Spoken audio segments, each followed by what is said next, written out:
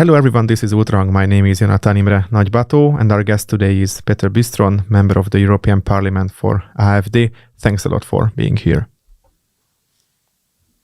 Hello, and a nice greeting for everybody in Hungary from Brussels. Our topic today is the election in Brandenburg. The AfD came in second by losing only 1% to SPD. First, let me congratulate for your election results in Brandenburg. How do you personally assess the outcome of this election? Yeah, thank you very much. This is the third win in elections for the AfD in a very short time. We already won the election in Thuringia. We were very, very close to win in Saxony, and now again in Brandenburg. This is really just 1% difference between the SPD and AfD. So we are everywhere winning. We got more than 5% more in comparing to the last elections. And what is the most important thing? We got a huge amount of votes from young voters. So the future belongs to us. It's a very nice result. We are celebrating. Throughout the campaign, AfD was leading in the polls. Why do you think the SPD won?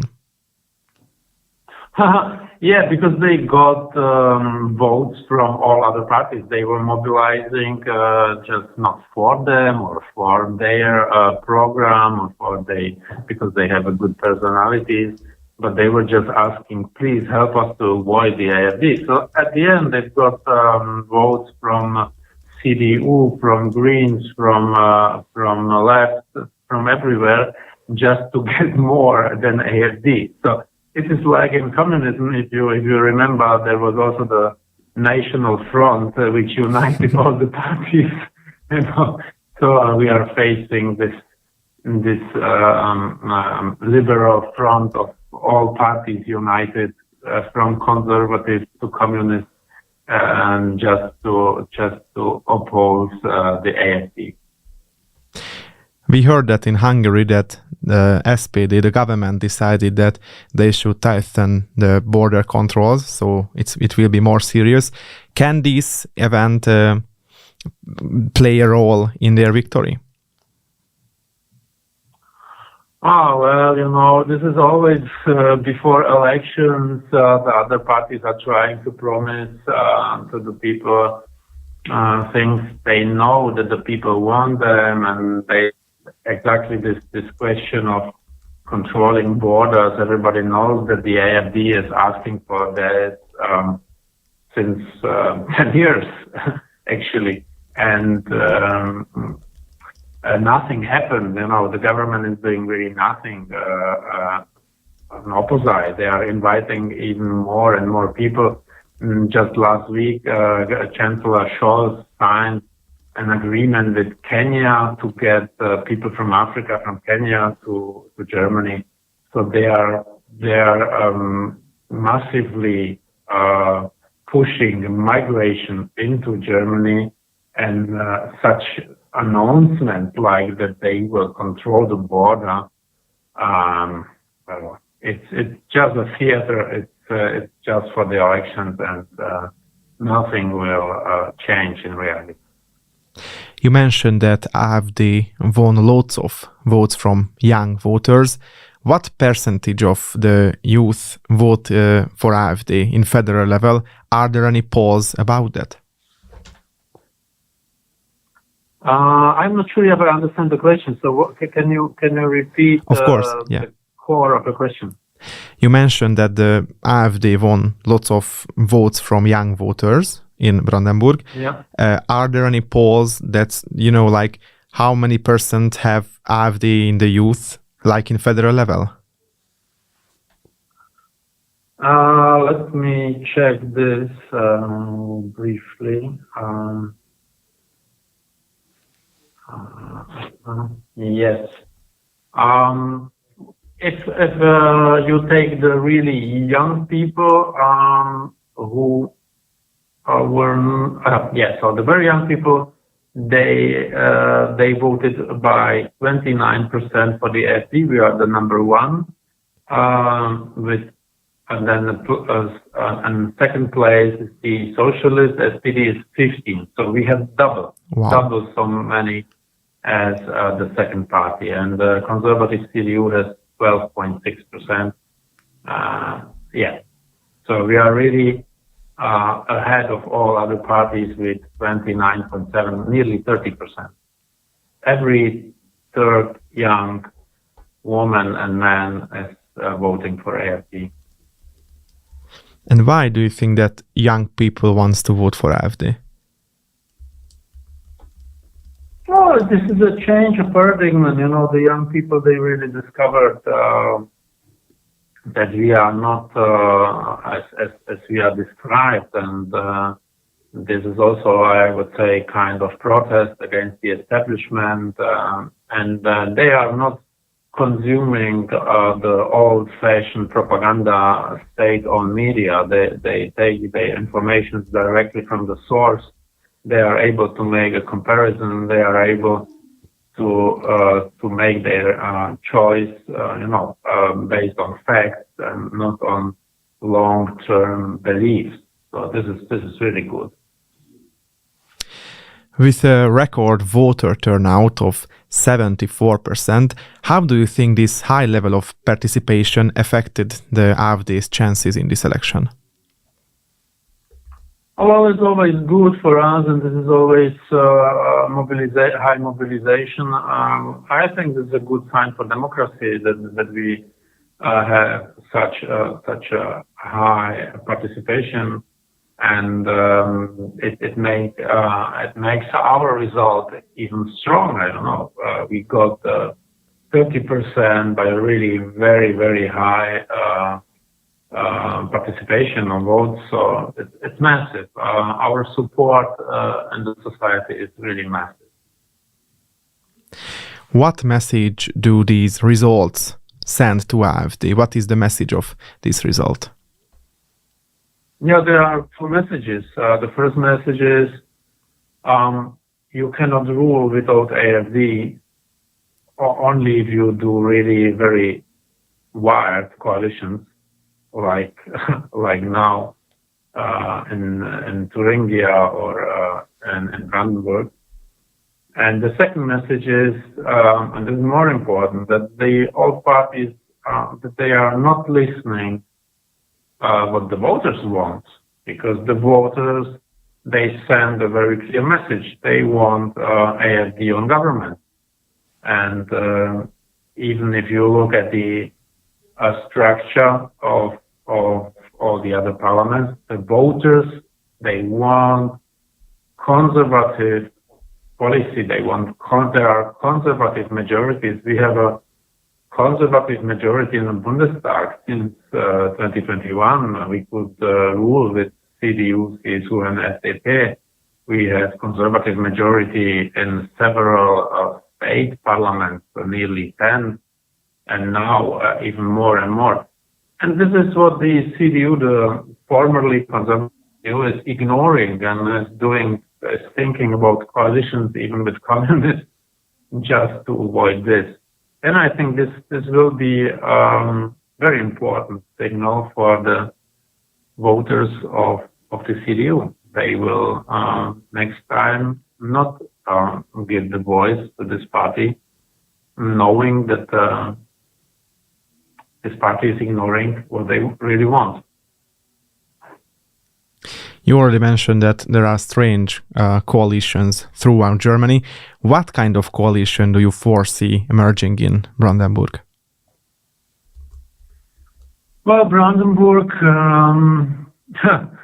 there is the situation is that the socialists can rule with Sarah Wagenknecht, which is post-communist, as a spin-off from the Communist Party.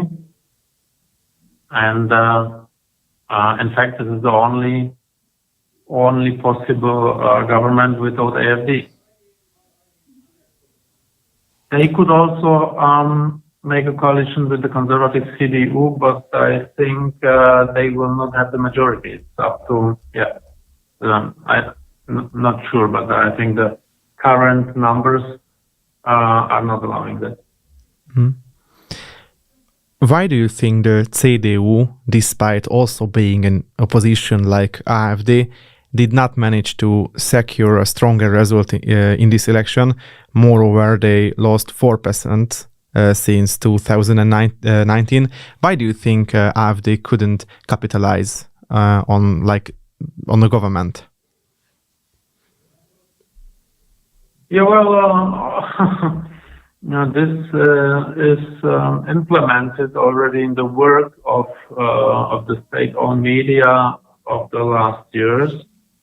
They are marking the AfD as a kind of party you cannot work together, and this is it goes along with some proclamation of the CDU, and they called it a Brandmauer, which means kind of wall which should prevent the conservative CDU to work with AfD. But in fact, this wall is just was created by the leftists just to keep away the CDU from power, from ruling with AfD together.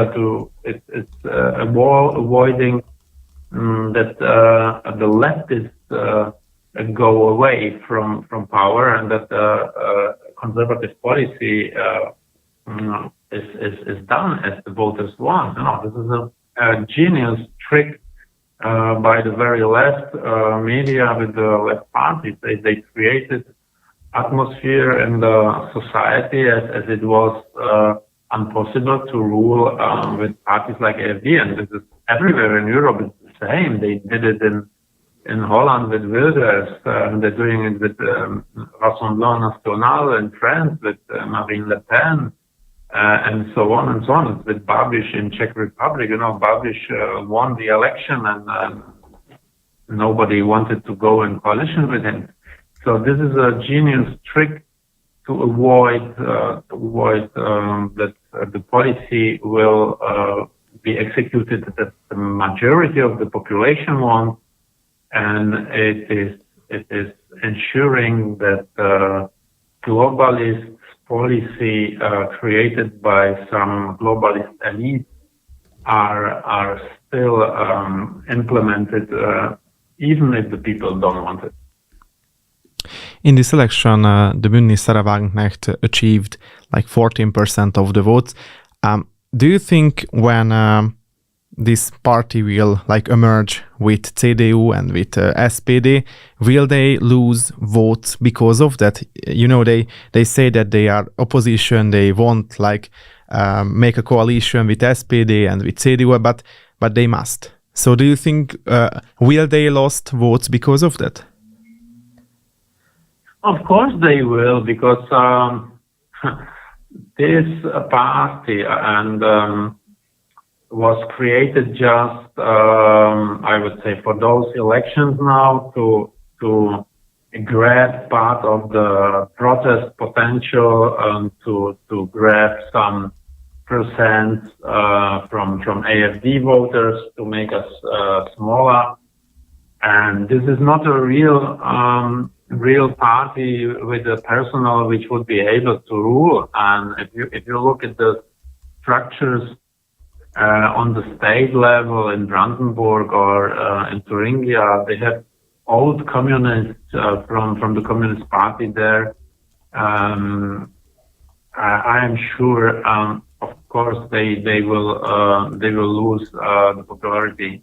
Which was artificially created around the persona of Sarah Wagenknecht, who is a good-looking woman. She is popular because she was pushed in the state-owned television, and she was doing promises that she could work together with the AfD. So many people thought, okay, this is an alternative. That would be a party which has in some areas of politics common target with the AfD, especially in the foreign policy, and therefore they gave them their vote. But when they will see the reality, I think they will drop very fast from those 14% down to some 5, 6, 7%. You mentioned that BSV created only to basically counter AfD in this election. Do you think that will be the tactic or strategy against AfD for the next elections? Yeah, well, now I think the momentum for BSV is now out, and let's see what will be the next trick from the establishment. What do you expect? Now they are starting, they're starting, the state-owned media are starting like the narrative, like, oh, look, the AfD wins elections, but nobody wants to work together with them. And the question about how long will the voters of the AfD support that, so they are now trying to demoralize the voters of the AfD, and like pushing them not to vote for the AfD. I think more and more people will do the opposite and vote for the AfD. Also, there have been several protests against AfD in recent weeks, most recently in Potsdam, Brandenburg. How does this ongoing isolation and protests affect AfD? Does it strengthen your party's unity, or it's like weakens your party? Yeah, protests. You have to see who is organizing those protests, and this is already discovered and published. This is all organized by NGOs, created and paid by the government, by the old parties, especially by socialists and Greens.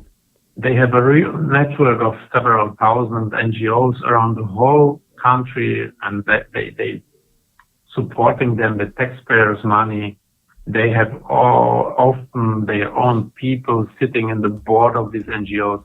The best example is from my hometown, Munich. We have in Munich the SPD, the socialists. One of the famous NGOs has even the address, the seat, under the same office as the Socialist Party office. People from the socialists are in the board of this NGO. And those NGOs then always go on the streets when it's needed. They send them to protest against the AfD. This is nothing mutual. This is nothing normal people are doing. This is all functionaries and friends and followers and people who are paid by the other parties. And I mean, I was in Serbia last time when the big protests were against the AfD on television everywhere. And people were watching and saying, "Hey, what is this? This is a very strange country, Germany, because there is a demonstration against the opposition." So government is organizing demonstrations against the opposition. In normal democracy, it's opposite. The opposition is demonstrating against the government. And this says everything. I mean, is this legal to do this in Germany? Well, this is a good question.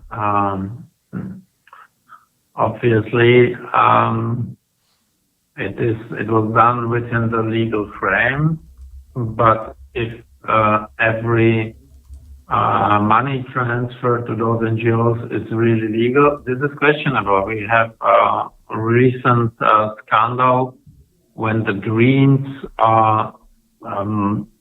who are now in the government, they decided in their ministries to give money to some NGOs, and those NGOs then passed some of the money back to the Green Party, which would be illegal because you are sending taxpayers' money from a ministry to an NGO, and the NGO is sending it to a political party. And in addition to that, these NGOs even did some recommendation and before the elections to the people to vote for the Green Party. So, of course, this is highly immoral and most likely even illegal. But there should be some investigation by the police to discover that. How do you think these results could impact the 2015 Germany federal elections? Well, it's quite clear. We showed that we are one of the strongest parties in the country. We're getting stronger and stronger with every election. Look at this. We are the youngest party in the parliament, but we are the most successful. And I think this trend will continue, and we will get even stronger than we are now in the federal parliament. And the second thing is that the CDU must overthink their policy, because they must realize that they are in a trap of the leftists, and that their voters, that the majority of the population in Germany, that the people really wish conservative, right-wing, populistic politics. They want that we politicians, that we are doing what the people want and not what some not elected elites in Brussels or in Washington or wherever are dictating them. Okay, so that was our show today with Petr Bystron. Thanks a lot for accepting a call.